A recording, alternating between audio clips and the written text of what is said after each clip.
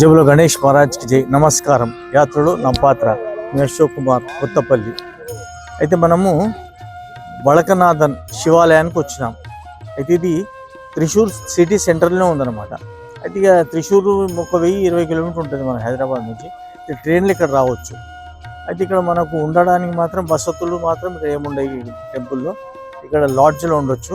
లాడ్జ్లో ఇక్కడ మాత్రము 1500-1600కు double bedroom without AC ఉంటుంది. 2000కు ఏసీ ఉంటుంది అన్నమాట. ఇక్కడ ఉండొచ్చు.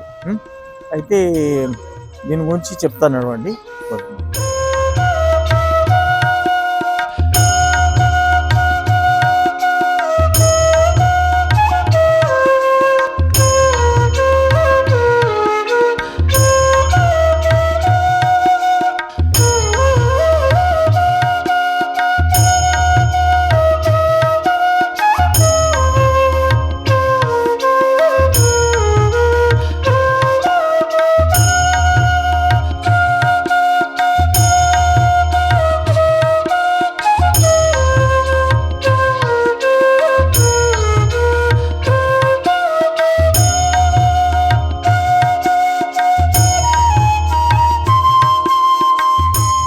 నాడు స్వామి దర్శనం చేసుకుందాం. నడవండి రండి,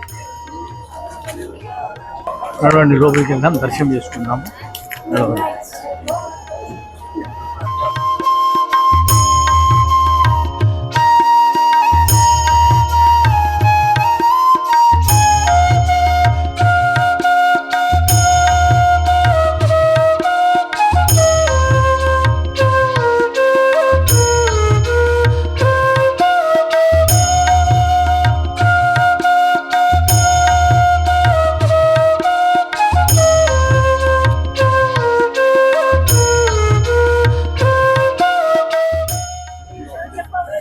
అయితే దీని స్థల పురాణం ఎట్లుందంటే, అలనాడు పరశురాముడు 21 మార్లు శత్రువులపై దండయాత్ర చేశాడు.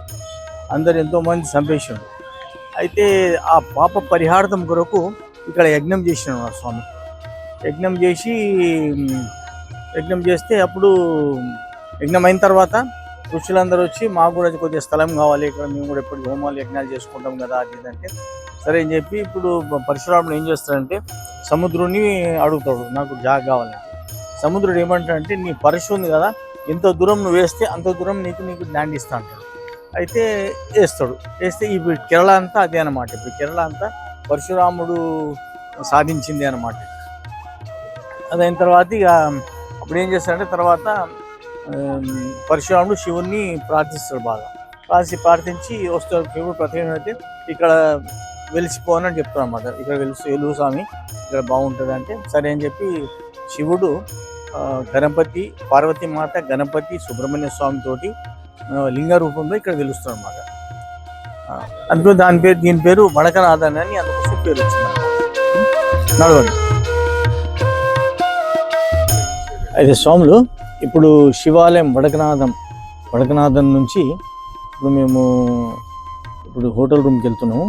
వెళ్ళి అక్కడ మేము రేపు మార్నింగ్ మళ్ళీ స్టార్ట్ అవుతాము. శబరిమల మధ్యలో ఉన్న టెంపుల్స్ అన్నీ చూసుకుంటూ వెళ్తాం అన్నమాట. పదండి.